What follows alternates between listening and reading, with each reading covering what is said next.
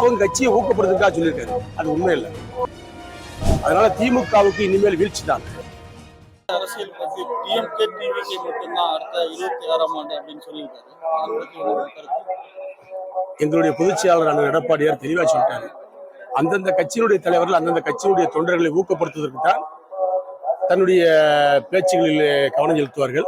போட்டி என்பது அனைத்து இந்த அண்ணா திராவிட முன்னேற்ற கழகத்துக்கும் திமுக தான் உலகம் அறியும், ஊர் அறியும், நாடு அறியும். டிவிகே தலைவர் அவர் சொல்லி அவங்க கட்சியை ஊக்கப்படுத்துறதுக்காக சொல்லியிருக்காரு. அது உண்மை இல்லை.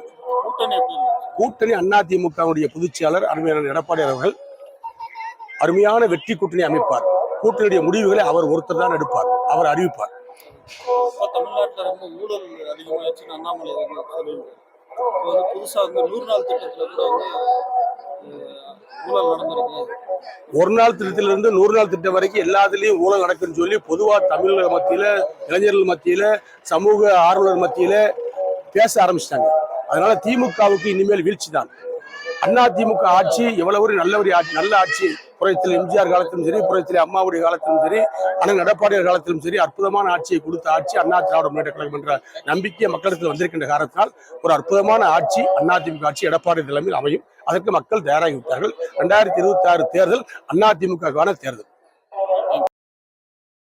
இதுபோன்ற செய்திகளை மேலும் தெரிந்து கொள்ள எங்களது யூடியூப், ஃபேஸ்புக் மற்றும் ட்விட்டர் ஆப்களை சப்ஸ்கிரைப் செய்யவும்.